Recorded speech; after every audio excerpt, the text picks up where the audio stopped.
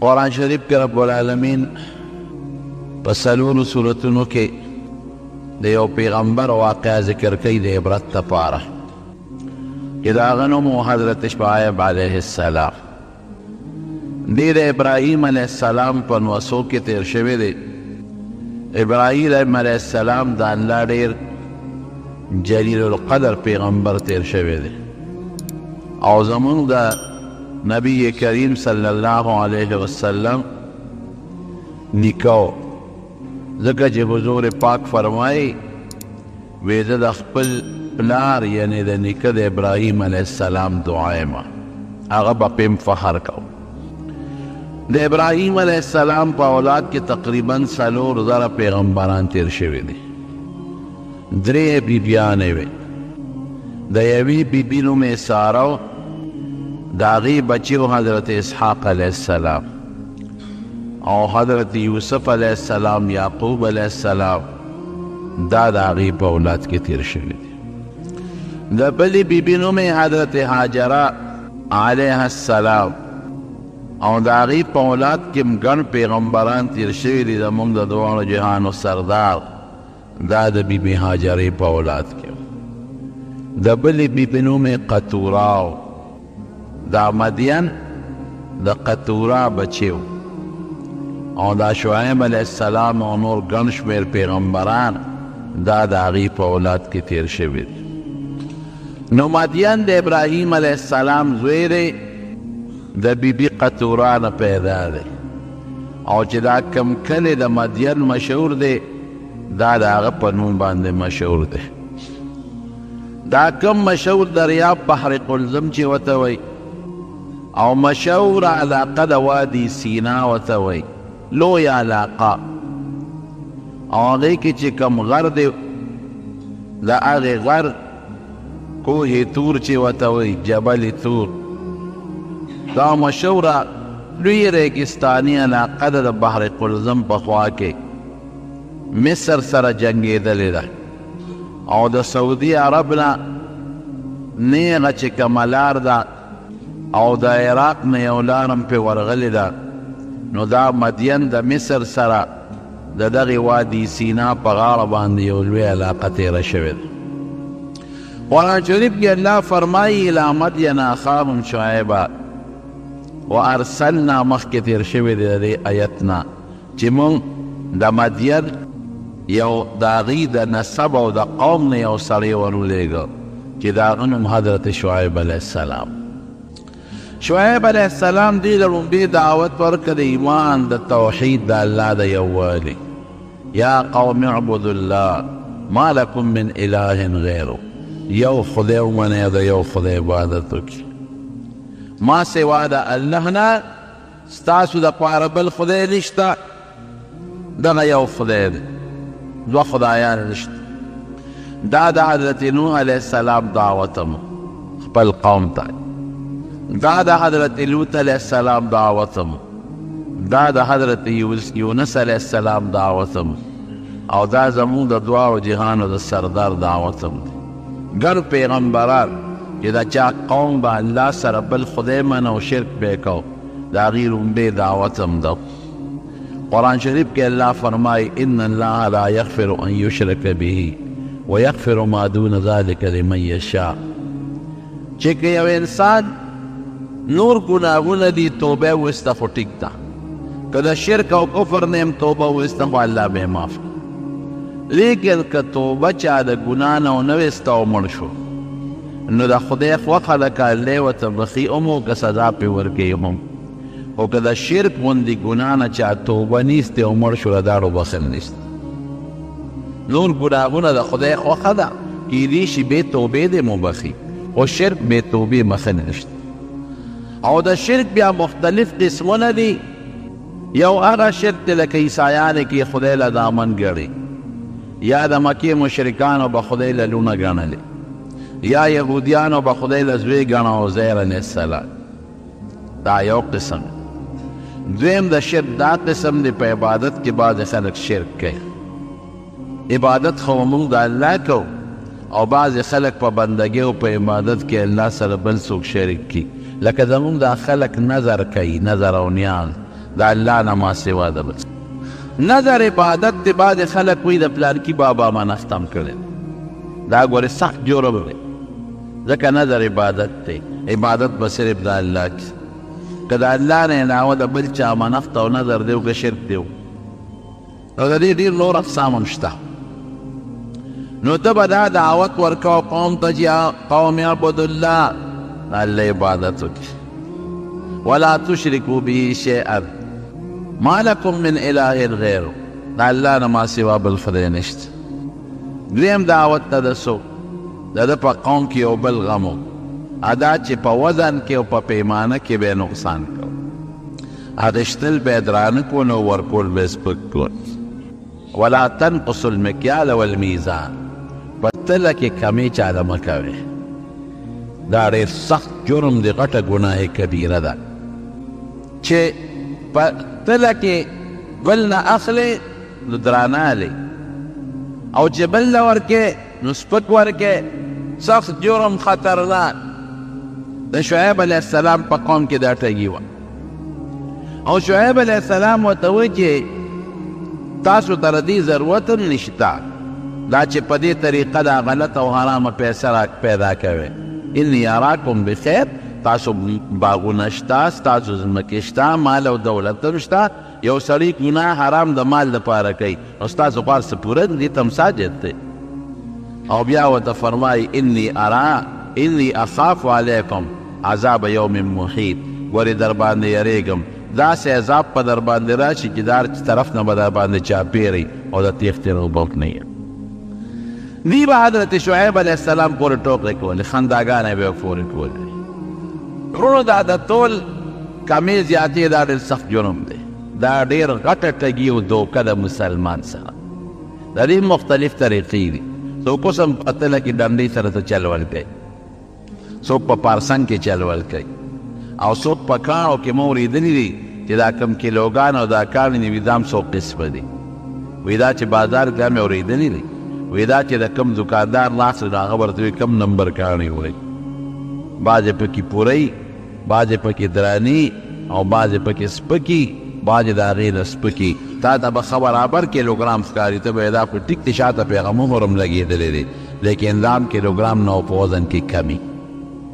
ته به وایې چې دا کیلوګرام څو پوره دی ګوره دې کې خو دې ما سره ټکي نه شي کولی تله به یې راته برابر یې ښودي هغې کې به هغه شي برابر دي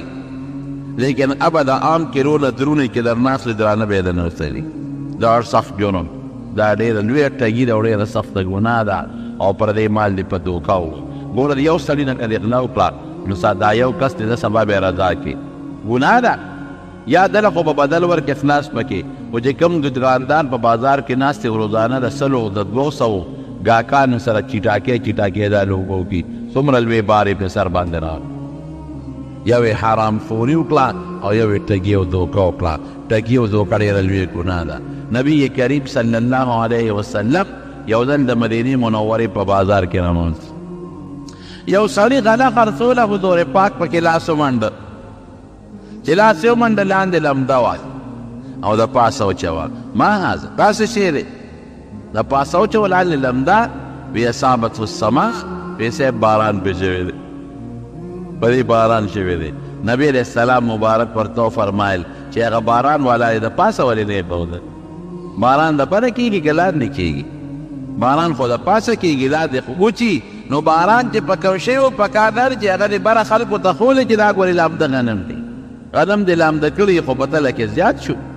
بیا حضور پاک وفرمایل من غشنا فلیس منا چا چې زمونږ مسلمان سره دوکه وکړه او ټګي وکړه دا زما په لاره نه دی روان زما په طریقه نه دی روان دوکه خطرناک جرم او ډېره لویه ګناه ده ګورې اسانه خبره خو نه ده پایو کې خلک وباچي دا هم د دوکې یو قسم دی اکثر خلک په دې کې مبتلا دی ولې په پایو کې وباچي یو بوډۍ ښځې نه مې تپوس وکړو مخکنۍ خبره ده پایو کې مونږ به دې پی اخیستی ما وې ترورې نن خو دې په دې دا پی خو دې ډېر زیات نري کړی دي دې پایو کې اوبه ما چوه وی ولې اوبه پلیتې دي څه اوبه پلیتې دي اوس د هغې ذهن کې دا وه چې اوبه خو پاکې دي راځه چې زونه پکې اچې ما یې ترورې تا نه خو ما دا پیز اودس ته نه وړم چې اودس پې کوم او تا پلیتې کړې دي او نه پې غسل کوم که چېرته دا ما د اودس او د غسل دپاره استعمالولې نو بیا به تا ویلي چې ما پکې پاک شی اچولې پلیتې مې نه دی اچولې دا خو تا اوبه بې قیمته شی دی او د پیو په قیمت ته خرڅې کړئ بیا مثلا په 40-50-50 روپۍ کیلو خرڅېږي اوبه مفت خرڅېږي مونږ کره لیکي دي سر مونږ پکې خپله نه چوي ټولې پاکې اوبه دي تا ته څه ضرورت دی چې ته پکې اوبه اچې نو دا ټګي او دوکه اوبه د پیو په قیمت خرڅول دا ګورې ته به نه وایې چې مړه دا د هر چا د غلو مختلف قسمونه دي دا هم پکې یو غل دی چې پیو کې اوبه اچوي د مسلمان سره یې دوکه وکړو په یو طریقه د پیسې ووایي غلا څه ته وایي په یو پټه طریقه د چا جیب وایي نو بعضې سوشل او په تهذیب یافته خلک په یو طریقه غلا کوي او بعضې خلک په بله طریقه پردي جیب کې ګوتې منډې او غلا ترې کوي دا د غلا طریقې دا مه وایه چې نه دا خو د ما د خپل کور پی دی نه دا هم د غلا او د ټګۍ یو طریقه ده نو دا د دوکې قسمونه دي یا بعضې خلک دا دوکانداران په دې سوداګانو کې دوکې کوي په قیمه کې مثلا دوکه کوي قیمه کې پلپوس ګټ پلپوس پکې په هغه نن سبا خو هغه مشینۍ پیک ولیکل نو پلپوس پکې اوی پکې ګټ کړي نو ستا دې ګناه وکړله پلپوس خو د 100-150 روپو کیلو شی دی او قیمه مثلا په 200-250 روپۍ کیلو ده نو هغه د 100-150 روپو شی دی ورسره په 250 کیلو خرڅ تا نو خو پلپوس لاخلي رنګ پکې اچوي بلکل دا ټوله دوکه ده او ګناه ده نبی علیہ السلام حدیث ته ګوره من غشنا فلیس منا چا چې ټګي وکړه خراب شي په ښه باندې بدل که او خراب شي د ښه په قیمت خرڅ که او 2 نمبر د 1 نمبر په قیمت دا دوکه او دا ټګي ده دا وایي زما په طریقه نه دی روان دا ټولې لوبې دي او ټولې طریقې دي چای ته ګوره ډېر کم خلک به داسې وي چې هغه به سوچه او پاکه چای خرڅوي یعنې اکثر دا د روجو بسموس او دې له رنګونه ورکوي او په خلکو یې خرڅوي یا دې مسالو ته ګوره ما یو ځل د یو دوکاندار نه مساله اخیسته ما زیره ته یې اخیسته زیره سپینه ما یې نه توره زیره راواله مزېداره چې کومه خوشبویې ما ته یې ویې هغه تا باندې نه خرڅوي چې راویې اخیسته داسې بل شان زیره غوندې وه زه مې پوه شومه چې دا زیره ده ځکه زیره خو سړی پېژنې تورم پېژنې جو سپینم چې مې وکته خشته خوشبویه وه مې دا ولې ماله نه راکې ما ته وی دا د اسونو د خرو خاشونه دي او اسنس یې پکې اچولی اسنس دا یو خوشبویه بوتل یې خرڅېږي د هر چې خپل خوشبویي وي پکې اچوه مسلمان باندې د خرو خاشله خرڅوي او د اسونو خاشله پې خرڅوي او مخکې ورځو کې په اخبار کې ونه کتل چې سپي خرڅو سپي حلال کړي و سپي خرڅوي په مسلمان باندې سپو غوښې خرڅوي قسم دی یو سړي راته په خپله خبره کوله یو سټور نه مې غوښه راوړی بیا ګورې دې سټور نه غوښه وانلې او په مکه مکرمه کې راته یو سړي خبره کوله د خدای پاک د نبي علیه السلام په کلي کې راته خبره کوله ما ته وی کوم څاروي چې زمونږ د سوداګرو سره مړه شي په دقې خلکو خرڅوو بلکل مردار څاروي یو سټور یې راته وکړه ما بیا د ما توبه نو ګوره دا د دوکې مختلف قسمونه دي دا خطرناکه ګناه او زمونږ پاکستانیان په دې سیس کې نمبر 1 کې دي په ټوله دنیا کې نمبر 1 چلی حکومت تیم په دې کې نمبر 1 کې چلی پخوا مونږ سعودي ته تلو نو هغې کې به هغه بل شان ټیلیفون به و هغه ریال به یې ورغورځو اوږد ریال به و هغه به یې ورغورځو یو به یې ورغورځو بیا به یې بل ورغورځو نو چې تر څو به دې ریال ورغورځو نو خبرې به دې کولې او چې کله به هغه ریال بند شو نو بیا په ټیلیفون کې خبرې بندې شوې دا د خپل مخصوص طریقې کار ما ته یو سړي خبره کوله ما ته یره یو مسلې تپوس ته نه کوم وایي دا وایي مونږ خو زه ټیپر مولیو کې زیاتې ظلم نه کوو وایي دا خبرې کوي او چل هم زده کړی دی هلکه څنګه چل دې زده کړی دی وایي یو ریال کې م د اوسپنې تار اچولی دی د سیمو نه ری تار م اچولی په ریال کې وایي هغه ور وغورځو لاندې وایي به پاسه پې بل ور وغورځو بل هم نیولي چې دا لاندې لار نه شي هغې خپل ماهرات دي کړي وایي بلا پې ور غورځو خبرې کېږي چې ښه ډېرې په غنټو خبرې په هغه راکاږو هغه پې ټول ریالونه واپس راوځي ګوره دا دماغ شیطان انساني او ګرني شیطان چې یو ځای شي نو دا دواړه چې یو ځای شي نو د هغې نه یو سړي راته خبره کوله مخکنی خبره ده ما ته یې په روس کې هلته کې سپلی پالش کوي په مشین باندې نو او ډاکټر اوس ډاکټر شوی دی هغه د ډګري اخیستې ده نو هلته کې دا سپلی پکې ورکړي نو هغه به دله پالش کړي نو بیا چې هغه راوغورځوي نو بله به ورکړي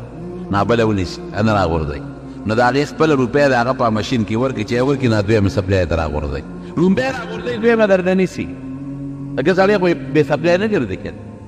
وایي موږ دا چل کړی پاکستانیان چې یو سپلای دلته پایله شو هغه راغورځوي کنه وایي بل مشین کې پایله شو بل مشین ته خو هغه لومبۍ ده هغې غورځوي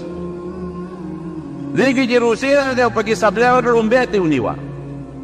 بل ته چې ورغی د هغه نه یې هلکه دا خو مشین خراب دی دا خو دویمه نیسي او دا خو یې د ما د لومبۍ سپلای ونیوله اوس مشین ته خو اوس خبرې نه شي کولی که چې لومبۍ راباندې پاکستاني پالش کړې ده شیخ دا د ټګۍ او د دوکې طریقې دا به ته مسلمان سره ټګي مو کې دوکه به مو کې لوی رب سره څه کې الله درنه خبردار دی نو صحیح تجارت کوه نبی کریم صلی الله علیه وسلم فرمایي التاجر الصدوق الامین کم سړی چې تاجر سوداګر دی رښتیا وي او امانتګر دی خیانت او دوکه نه کوي دی به کم ځای مرتبې ته ګوري تجارت دونه بهترین شی دی التاجر الصدوق چې رښتیا وي دروغ نه وي عیب ښیي دی کې دا عیب دا غنم لامده دي او دا مساله دا نمبر ده او دا چې دا نمبر باقاعده تا ته خپل عیب وښیي چې دی کې صاحب دا عیب دی او رښتیا مو یو ټګي نه کوي مع النبیین والشهداء والصدیقین دی به د قیامت پر ورځ د پیغمبرانو سره وي او د شهداو سره به سب کې ولاړي او د صدیقین د حضرت ابوبکر مرتبې والا خلک هغې سره سب کې به ولاړي دا څومره لوی اجر او څومره لوی ثواب دی نو د شعیب علیه السلام قوم به دا چل کو ولا تنقصوا المکیال والمیزان په تله او په پیمانه کې زیاتې کمې مه کوئ د دې ګیس متعلق بله ماته یو سړي خبره کول دې ګاډي کې خلک دا ګیس اچي هلکه مې تاسو ډسکاونټ نه ورکوئ او پلان کې میل والا خو پمپ والا خو ډسکاونټ ورکوي ما ته یې ویل هغه په پیمانه کې لوبې ایستې وي ته مونږ نه هم واچو بې ډسکاونټ او د هغې نه هم واچو پته به راته ولګي اوس په هغې کې هم پیمانه کې فرق راغی دا ولې مسلمان دوکه او ټګي کوي د مسلمان سره دا د پیسو دپاره زمونږ د جمع یو ملګری دی د جمعې مانځه له راځي مستقل تقریبا هر جمعې مانځه له راځي او کاروباري ملګری هغه ما له راغی ما ته کېناست ما ته ویل دا یو غلطي راله کېږي او که دا غلطي ونه کوم نو 15 روپۍ ګټم او که دا غلطي کوم نو 50 روپۍ ګټم ما یې ګناه به نه کې دوکه به نه کې چا له ګټي بچو له ګټي نو آخرت قبر کې به واده او ټاکول ته خورې او مزې به بچي کوي یاره جي او ټوله پریشانه چې په دویمه جمعه به ما له راغې ډېر زیات پریشانه نن مې بچي په هسپتال کې دي او نن دا باندې پلانکي پلاټ قبضه وکړو ژوند مې وي د پریشانۍ د مې دا شی ته پرېږد یا ما ته په خپلې وړه نشم ټینګولی دا شی ته پرېږده ته ګوره چې برابرېږي که نه برابرېږي الحمدلله دا درېیم څلورم کال دی پر پسې تقریبا راځي هغه شی پرېږد اوس دونه خوشحال او سکون ما ته مولوي صاحب د هغې نه مې زیاته سودا خرڅېږي هغې ګټې نه مې زیاته ګټه ده ګټه مې هغې نه زیاته ده سودا مې هغې نه زیاته خرڅېږي بچی مې مطمئن زم مطمئن ژوند خوشحاله الحمدلله خپل په تهجد نه ټینګول ګران دی چې زه دې لږ ټینګ که حرامو ته نو برکت دا رزق دا د خیر من شیء الا عندنا خزائنه وما ننزله الا بقدر معلوم خدای په اندازه رزق درته نازلوي نو که ته په حرامه طلب کې عمر قدر کوي او که په حلاله طلب کې عمر قدر کوي مقدار همغه دی د هغې نه زیاتولی کمولی نه شي اوس تا ته ګورې چې دا سوړه دی نیر ته د دې ګنده نه ورخ وباسئ او که د دې پاک نه ورته ورخ وباسئ که د پاک نه ورته ورخ وباسئ هغې نه به دله راځي او که د دې ګنده نه ورته ورخ وباسئ هغې نه به شی به حق دی خو لیکن دا زمونږ د شیطان دوکه نو حضرت شعیب علیه السلام قوم به دا چل کو او دوی دا به نه کې ده به مونځ ډېر زیات کو شعیب علیه السلام او خدای ته به ژړل الصلاتک تأمرک ان نترک ما یفعل آباؤنا ستا مونځ تا ته دا چل ښیي دا ډېر منځونه چې کې د پلار نیکه طریقه ده دا پرېږدي مانځه پورې به ټوکې ټکالې او پورې کول او نفعل فی اموالنا ما نشاء شا چې څه غواړو هغه باندې پرېږدي او د پلار نیکه طریقه او رواج رامانه راته مونځ دا چل ښیي اوس هم چې کم سړي نه غلطي وشي ګیرې پرېښي خلک وایي هله وایي دا لا شیز دی دا ورته را ګیره دا چل ښیي هلکه دا لا پټکې په سر دی دا پټکې راته دا چل ښیي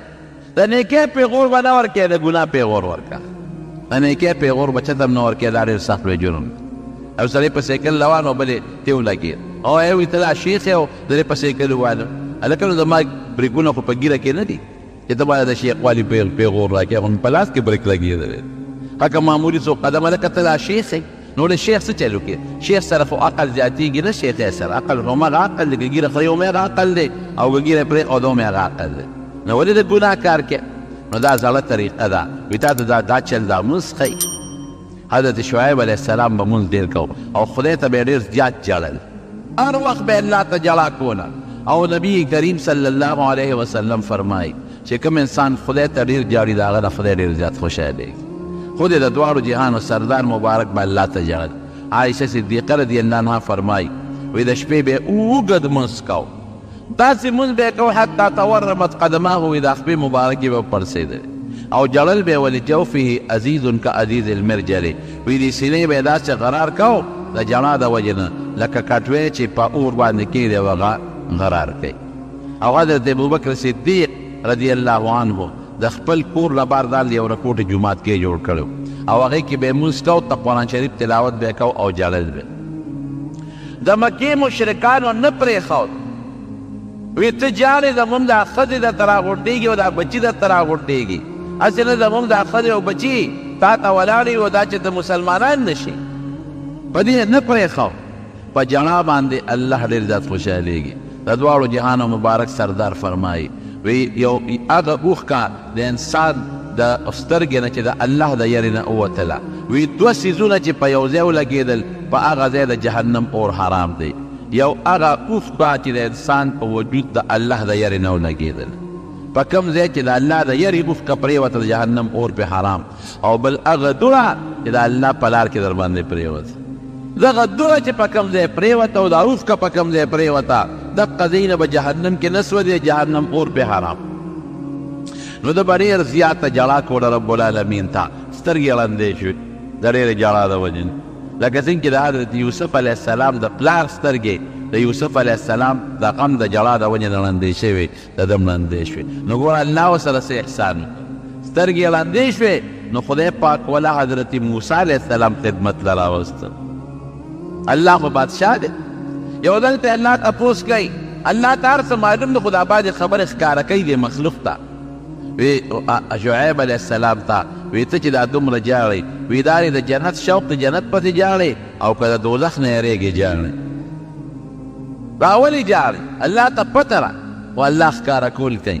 وی نه مې د جنت شوق پسې جړا شته او نه مې د دوزخ د یرې نه جړا شته. وی جړا په الله ستا په دیدار او ملاقات پسې ده،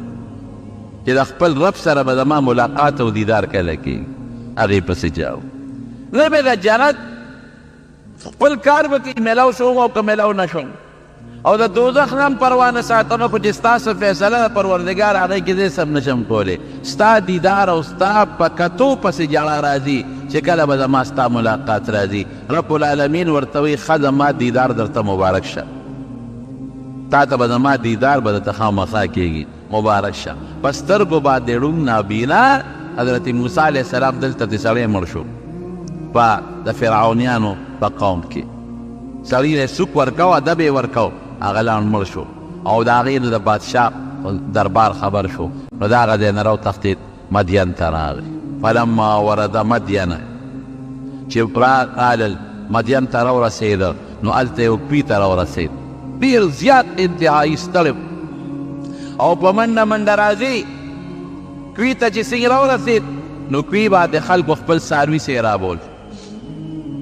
ګړه چیرې سیرابولې، او هغه کویان اوس تاسو تاریخ کې وګورئ نو ډېر جور کویان دي. یو خو زموږ د وطن کویان دي، نه هغه جور کویان، او په پنځه شپږو کسانو باندې هغه برقه راوباسي. ذموار که الله هم پې شاهد که. 10 کاله علما لیکي چې 10 کاله موسی علیه السلام د حضرت شعیب علیه السلام خدمت وکړو. ګوره د خدای د جړا د وجې نه سترګې ړندې شوې، نو الله وله حضرت موسی علیه السلام غوندې جلیل القدر پیغمبر ترې وروسته جوړېږي، او یو تکړه نوجوان او امانتګر او پاک راسباز، دا وله خدای پاک خدمت له راوست. 10 کاله پس حضرت شعیب علیه السلام ورته یوه لور په نکاح کړه. او علما وایي هغه لور یې په نکاح کړه چا چې د شعیب علیه السلام ته مشوره ورکړې وه، هغه یې ور په نکاح کړه. او 10 کاله پس یې رخصت که، وایي د دم د خپلې مور او د رور ملاقات به وکړم، او د 10 کالو کې به د فرعون نه زموږ خبره یې هېروي. حضرت شعیب علیه السلام ول یو کومټۍ ورکړه په تحفه کې او ګډه چیرې ولا ورکړې او دغه وخت کې خدای پاک د سترګې بیا جوړې کړې وې تاریخ لیکي چې خدای پاک یې روڼوالی ختم که الله جوړ که په سترګو باندې وی داسې وکړه دننه یو کومټۍ روانه او دا ګډه چیرې دومره ځان سره روانه او زه بیبي دې ځان سره په مخه کا دې چې ورغلې کومټۍ روان وستره ویله ویله دا کېره دا بله روانه چې هغه یې کېښوده بله یې راواخېسته بیا مخه راوړه وی درته دا کېده بله روانه چې بیا ورغې بلې نه یې ګوتې یوړئ بیا ور هماغه ګوتو له راځي چې بار یې راوسته وی زه خو بل عالم ګوتو له مې دا راځي وی ښه ده مبارک دې شه دا هغه کونټۍ وه چې نسبت د ابراهیم علیه السلام نه دته پاتې وه او دا حضرت آدم علیه السلام لس څیزونه ځان سره د جنت نه راوړي یو پکې دا کونټۍ وه چې بیا د موسی علیه السلام دپاره د لویې معجزې ذریعه وګرځېدل نو ګوره خدای پاک څومره لویه مرتبه ورکړه د یو پیغمبر نصیب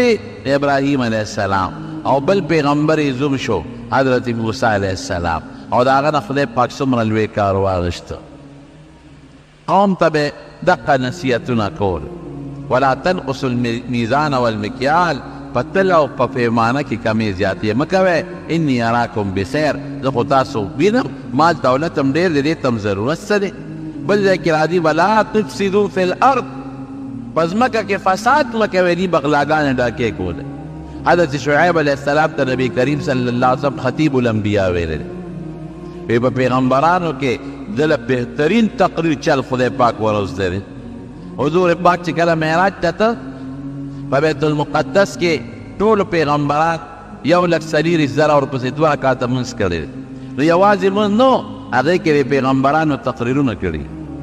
حضرت آدم علیه السلام تقریر وکړ حضرت نوح علیه السلام تقریر وکړ حضرت موسی علیه السلام تقریر کړی دی او دارنګې حضرت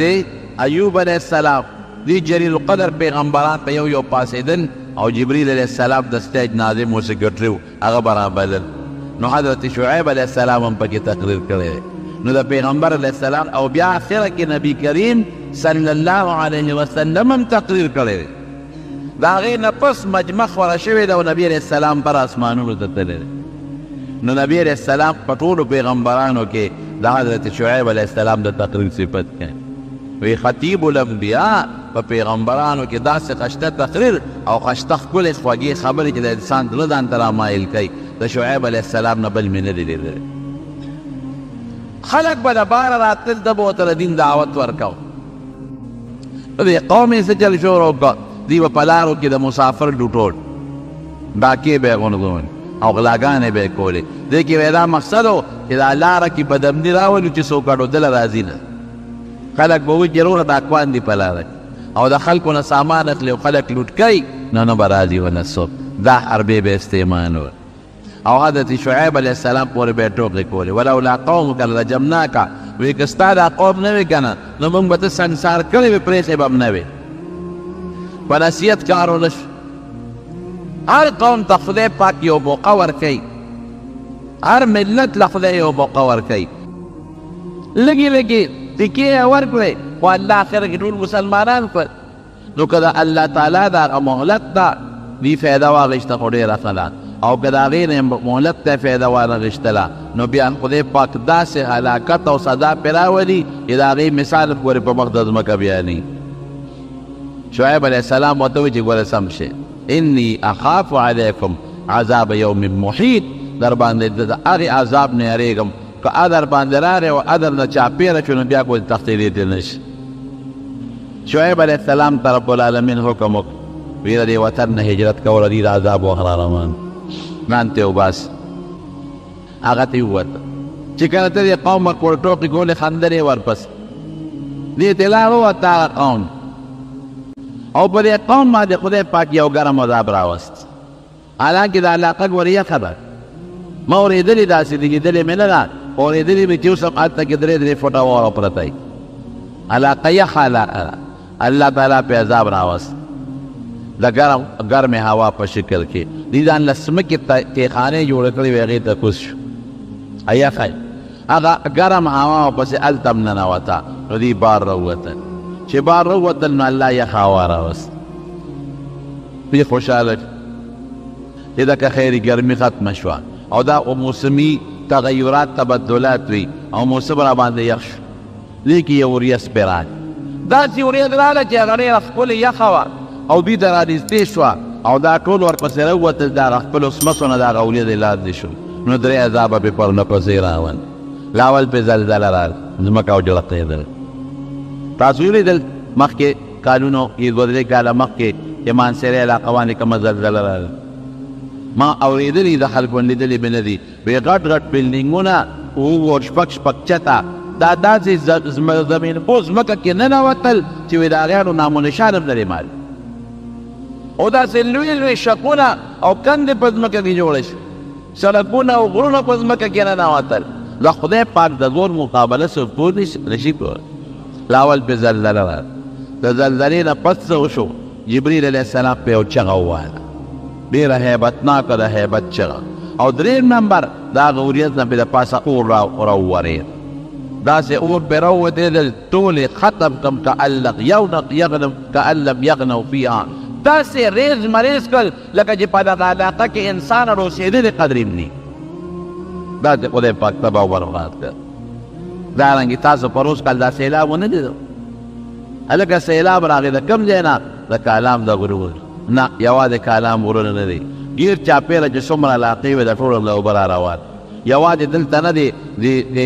زموږ د پېښورو طرفونو ته وګورئ دا خوړنو مړونه دا څومره سیلاب پرې راغی او داسې راغلل چې هغه غټې غټې آبادۍ وې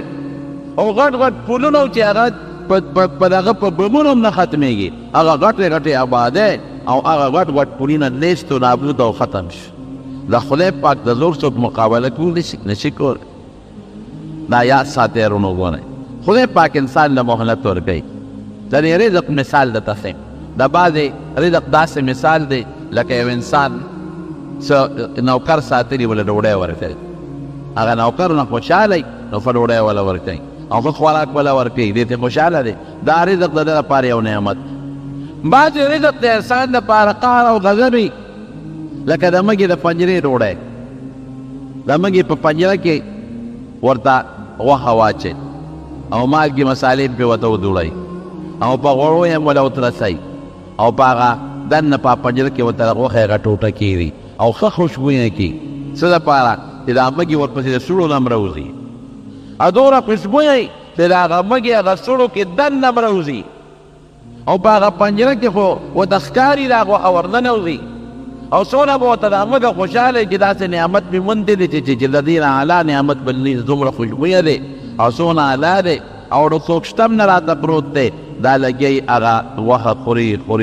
خوري دا نعمت دی لیکن کم ماشومانو چې پنجره یې ښودې د کوټه کې ورسره لاس کېږي هغې بارزوئ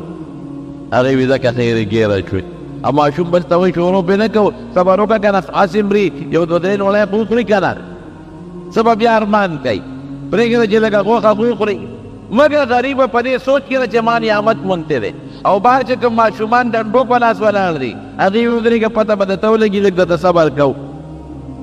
هغه نولی یا نیمه خوړلی او یا نیمه نه خوړلی چې ماشومان پکې راکېږي څوک یې اوبو کې منډي او څوک ورته کوټه کې ونیسي دقه رنګې دا بعضې ګنده مال مونږ ته د مږې د هغه خوراک په شان خشته ښکاري مونږ وایو دا خو د خدای لوی نعمت دی هلته فرشتې څه وایي هغې وي صبر وکړئ او څو ورځې درته ګورو لږ غوندې پې ژبه مه به ووهئ په دا نیمه کې به پاتې ډنډې ورسره وي دوی ولې پس مرئ میاشت پس به درنه ساه خېږي کال پس به درنه ساه خېږي بېوقوفه دا خوراک د نعمت نه دی د مږې د پنجرې غوښه ده او بعض انسان له داسې خدای نعمت ورکوي لکه یو سړی چې خپل نوکر له خوشحاله ډوډۍ ورکوي رمارو د دنیا په مال غاوره کېږي عادیان وګورئ سمودیان وګورئ د نوح علیه السلام قوم وګورئ او دارنګې د موسی علیه السلام د فرعون قوم وګورئ د دې نه غټ خلک متراده خلک نور تېر شوي د عادیانو په شانتې خلک الله اکبر غټو تنو والا او غرونو کې به یې دننه سرنګونه ایستل او په غرونو کې دننه آبادۍ به یې کولې لیکن چې کله د خدای عذاب پرې راغی داسې شو که انه اعجاز نخل منقعر لکه د کجورو په باغ باندې چې هوا راشي زور او طوفان او دا تنې یې دقسې لوړې پرتې وي دقسې تباه او برباد شو دارنګې د شعیب علیه السلام قوم پیغمبر پورې به ټوکې کولې یو نیکانو خلکو پورې به ټوکې به نه کوي علما پور ټوکې به نه کوي. څوک د دین دعوت درکوي او نیکي درته ښي ټوکې ملنډې به نه کوي. اوس دا مونده ته دا چل ښایي هلکه د مړه ته یو زبرګ پکې ښې که نه مونږ له سره زبرګان جوړی چې څوک مونځ کوي دی پراته مولا شوه او که څوک چاته لږ غوندې دعوت ورکوي چې دا ګناه مه کوه هغه ته هم لاړې زبرګ شوې دا هلکه د دې خبرو څه مطلب دا د شعیب علیه السلام او د پخوانو پیغمبرانو د قومونو پیغورونه دي چې هغې به خپلو پیغمبرانو ته پیغورونه ورکول او چې جړل به خدای ته دې مکر دی ګوره د مکر د وجې نه جاړي. اوس خلک داسې وایي که نه وایي که څوک د خدای د یارې نه هم جاړي نو خلکو پورې دا ټوکې کوي. نه مونځ ته دا چل ښایي الصلاتک تأمرک ان نترک ما یفعل آباؤنا مونځ ته دا چلونه ښایي دا ټوکې به پیغمبرانو پورې کولې. نو یو چې څوک درله د نیکۍ دعوت درکوي عمل پرې وکړه که عمل نه شي ګوره ټوک ور پورې مه کوه. هسې ریکارډ کېږي ګورې دې ته مه ګوره چې دا زه څه پوه ګنې بس دا لاړل افحسبتم انما خلقناکم عبثا وانکم الینا لا ترجعون. دا سوچ مه کوه چې ګنې د هر څه ما بس پیدا کړي دي او ما نه به واپس نه راځې. نو دا څیزونه به نه کوې ځمکه کې فساد به نه کوې غلا ګلتي ډاکه به نه کوې او په وزن او په تله کې ټګي به بلکل نه کوې. یوازې وزن تله نه لږ ورې ما د دې مختلف قسمونه وښول. حرام خوري دې نه خطرناکه ګناه بله نشته. نبی کریم صلی الله علیه وسلم په یو جهادي موقع کې صحابو کوسې ښکار کړې وه. هغه اوسې چې د ځان نه پړې اوږد که یا اوښله وړاله نبي کریم صلی الله علیه وسلم سره خوا کې ودرېد. زور یې وکړه ورسېدوله د الله رسوله زه ستا د ملګرو ښکار کړی یم او ما له دې پړې نه پرانېږده په دا پلانکي غار کې زما ماشومان بچي دي. ګوره حسین نبي علیه السلام سره خبرې کړې دي دا د حضور پاک معجزه ده. زه به لاړه شم او دغه خپلو بچو له به پی ورکړم بچي راته وګیري او بیا به راکړم. نبی علیه السلام مبارک به ته فرمایي په تا څه اعتبار دی چې نه که زه دې پرېږدم ته خو د ما دې ملګري ښکار کړې که زه دې پرېږدم او بیا رانه کې وایي داسې قسم به درته وکړم چې په مخ د ځمکه د اسمان لاندې د هغې نه سخت قسم به بل وایي څه قسم به وخورئ وایي ښه ته ما پرېږده او که زه واپس رانلم نو ما د خدای پاک د قیامت په ورځ د حرام خوړو په سب کې پاسئ. بلکې دا ما ته د حرام خوړو تعبیر وکړ هغې کې عشارین لفظ راغلی دی د هغې خلکو په سب کې دی پاسئ چې دا د زکات دا چیرمنان او ممبران دي دا عشرونه تقسیموي او دا عشرونه ویشي او دا خلکو نه غونډوي د دې خلکو په سب کې مې د پروردګار پاسئ. وایي چې دا نه په دیوسی وي د نبي دا وجود مبارک داسې وړچېده وی ډېر مضبوط قسم دی خوړو واقعي په مخ د ځمکه او د اسمان لاندې دې نه خطرناک قسم بل نشته. صحابه ته یې د اوسې پرانه چې پرېنستله اوسې لاړ خپلو بچو له پی ورکړل دقه ده چې واپس راغله صاحب ما خپل کار وکړ خپلې ډوټي حضور پاک هغه صحابي ته وي د اوسې پرېږدی او بیا عام اعلان وکړ وي د بچو په ورځو کې ښکار به بلکل نه کوې ځکه یو حیوان چې د ښکار کړ د سره د دوه درې څلور بچي هم برباد کړ. د بچو په وخت کې چې د مرغۍ ویشته د هغې په جاله کې چې کوم یو دوه بچي دی هغه هم مړه شو د ګالۍ د بلې افسوس پوړي د بچو په وخت کې به قطعا ښکار نه کوي او هغه اوسې یې پرېښودله. نو حرام خوري دا ډېر خطرناک شی دی ګوره او مسلمان سره ټګي کول دا ډېر خطرناک شی دی. موږ ته دا اړو څه ښکاري نه موږ ته را ټګي څه هم نه ښکاري موږ وایي وړه دا خو څه وړه غوندې خبره ده 2 روپۍ دي یاره د یو نه دې 2 واله او د بل نه دې 2 واله او د بل نه دې 3 واله او د بل نه دې 4 واله دا به کم دی دا پیټې په شا ګرځی د قیامت لویه ورځ یې نه کوي نه او دا چا له ګټې د دې زمانې بچو له او به کېږي مړه که جراده لکات په تاسو هم ځواني او بوډا والې را روان د دې زمانې بچي خدای ګواه یې داسې خلک مې لیدي دي رښتیا درته وایم په جنازو کې مې داسې خلک لیدلي دي رښتیا درته وایم چې د خپل پلار جنازه کې زوی نه دی شریک شوی د خپل پلار په جنازه کې نه دی شریک شوی دا ما لیدلي په خپلو سترګو باندې داسې خلک مې لیدلي په دعا کې په جنازه کې تاسو هم ورته کتلی وي چې خلک وایي دعا ورته وکړو دوی یو بل سره بل ملګري سره ګپ لګوي هغه خپل پلار ته لاس هم نیټه دی چې دې پلار ته خو د دعا او د خپلې مور ته دعا وکړه. د یو ګورئ په دې تعزیتونو کې تاسو دې بچو له رزق ګټئ، دې له ډوډۍ ګټئ، دې له بندې جوړئ، دې له مستقبل کې بینک بیلنس جوړئ او آخرت ځان نه پخپله بربادئ. دا خو تو خیار نه قمقه دی قمقه. حلال رزق حلال تجارت وکړه چې څومره دې ډېره کړه، حجونه به پکې وکړي، عمرې به پکې وکړي، جومات به جوړ کړي، مسلمان سره ښېګڼه به وکړي، رشته دارانو دوستانو سره ګاونډیانو سره به وکړي، نو فایده به دې ډېره زیات. او که حرام دې زیات کړ نو ځان لرې تاوان ورکړه، ځان مه تاوانې کړه. قرآن شریف کې اللہ تعالیٰ فرمایا یا ایها الرسل کلوا من الطیبات واعملوا صالحا. ہر پیغمبر تا اللہ دا اعلان کړی دی، نو پیغمبر خو صرف پاک دامن دی ورته ولې وایي یا ایها الرسل اے پیغمبرانو کلوا من الطیبات ورې پاک رزق وخورئ واعملوا صالحا او نیک عمل وکړئ. اول نمبر حکم د پاک رزق او دویم نمبر رزق، دویم نمبر اعلان دا دا نیک عمل. نبی کریم صلی اللہ علیہ وسلم فرمائی ویډیر کاتی او سړی وي اشعث ببر سر به وي اغبر توړي به پې الوتي او رفع یدیه الی الله، الله ته به لاسونه پورته کړي او چغې به وي یا رب یا دا د پیغمبر زم الفاظ دي یا رب یا رب یا رب یا رب اے ربا اے ربا اے ربا انا یستجاب. د دعا به څنګه قبلېږي؟ نه قبلېږي دعا. ولې؟ وي ملبسه حرام، ملبسه حرام، لباس حرام، ماکل ډوډۍ حرام، مچ اوبه حرامې، چې کوم ځای سملي هغه دی د حرامو. انا یستجاب، کوم ځای نه به د دعا قبول شي؟ نه قبلېږي.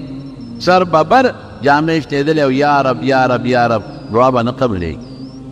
زمارو دا عادتونه او حضرت شعیب علیه السلام بالخصوص دا قوم کې دا یو عادت نو د ټګۍ او د دوکې نه به ځان ساتئ. او د ټګۍ او د دوکې مختلف قسمونه دي. یوازې د دکاندار ټګي او دوکه نه ده، دا زمیندار هم ټګ ورې ټګي دوکه هغه پکېږي ما الوګات چې بازار ته وړي لاندې پکې ساچوري او بره ساچوري لاندې واړي دی او بره دې پې ټټه چوري. ولې خلک دوکه کې؟ دا خو ګناه ده. ټماټر چې وړي لاندې یو شان پراتي بره بل شان پراتي، ګوړې له رنګ کاټي نه ورکوي او پکې قسم قسم رنګونه والا جوړوي. دا ټوله ټګي نه، دا دوکه نه شوه. د هر چا چې د غلا څومره وس کېږي، ما راته وي د غلا مختلف قسمونه دي. د چا چې د غلا کم وس کېږي، پخوا به دا کباب خلکو اخیستلو یې غوږونه وله وګورئ. هلکه چې غوږ یې تورې نه وي دا زوړ دی، چې غوږ یې سپینې سورې نه وي دا تازه دی. ما ته چا خبره کوله، ما ته یې اوس د غوږونو نه پته نه لګي، وي په دې غوږ وله څه مساله اچي دا هر غوږ ستوري. اوس به یې دې سره څه کوې؟ موږ وګوره دا غوږ وکړ، اوس د هغه په خپله غوږ وګوره دی غوږ دی د ناته سوري د قیادو څه زمانې زوړ کم وي او غوږ به یې سوري. وي دا پې څه مساله مه کې دې سره څه کې دې ټګۍ در. د دواړو جهانو مبارک سردار فرمایي د هغې مبارکه وینا اوږد حدیث دی بیا ته مفهوم ویم. وی دا امانت چې دی وی دا قرآن شریف نه هم حکم دی او د حضور پاک په حدیثو کې هم د امانت حکم دی. وی داسې وخت به راشي چې دا امانت به د خلکو نه داسې وځي داسې چې وی ماسخوتن اوده کېږي نو دی به امینې او چې سهار پاسې خیانتګر به وی خلک چې سودا کوي وی چې هلکه په پلان کلي کلي کې یو سړی دی هغه ښه دی د هغه نه سودا وکړه. په پلان کلي کې یو سړی دی داسې دی اوس که نه خلک یې تپوس کوي پېښور ته دی سودا له، پېښور ته چې سودا له دی هلکه چا نه دا سودا وکړه. هلکه پېښور خو ټول د دوکاندارانو نه ډک دی، مردان خو ټول د دوکاندارانو ډک دی، چارزاده خو ټول د دوکاندارانو نه ډک دی، چا نه سودا وکړم. یو د یو نه تپوس کوي یاره جي پلانکي دوکاندار نه وکړه، په هغه زرګونو دوکانونو کې یو یې په ګوته کې دی پلانکي را سودا وکړه. ان فی بني فلان رجلا امینا، وی پلانکي دی کې یو سړی دی ښه سړی دی هغه نه سودا وکړه بل چا نه مه اخله. په سلو کسو کې په زیرو کسو کې یو باندې به د خلکو اعتماد وي، په باقي به د خلکو اعتماد دی. دا د نبي کریم صلی الله علیه وسلم وینا. حضرت شعیب علیه السلام د یو سل او څلوېښتو کالو په عمر کې وفات دی. د مدین نه پس یو بل قوم دی اصحاب الایکا، بڼ والا خلک. هغه داسې علاقه وه چې هغه ډېره زیاته سرسبز شاداب وه او د باغونو د میوو نه ډکه علاقه وه. هغوی ته بیا دعوت الله ډول هغوی جوټلا وکوې نه مړ هغوی باندې د خدای پاک عذاب راغی. بیا دې راغلي د مکې مکرمې ته او په مکه مکرمه کې د یو سل څلوېښتو کالو یعنې د 19 کالو په عمر کې وفات شوی. نو دا مې د هغه د هغه دعوت په سلسله کې یو څو خبرې درته عرض کول. رب العالمین دی مونږ له د حلالو فراخه رزق راکړي. دا به خدای پاک دې د حرامو د رزق نه وساتي او الله دې د ټګۍ او د دوکې د رزق نه وساتي او الله دې د دواړو جهانو خیرونو برکتونه نصیب کړي. د خپل وطن او د ملک تبلیغ کې زموږ د عمل او د وطن دا په مختلفو طریقو باندې دا ظالمان کافران راځي او د ګیرولو کوشش کوي او زموږ د حکمران طبقې خفه کېږي مه د هغې څو پیسې مو سره شریک کړي. کله یو ډرامه جوړه کړي او کله بله ډرامه جوړه کړي. الله زموږ د دې وطن او د دې ملک حفاظت وکړي او زموږ د جماعت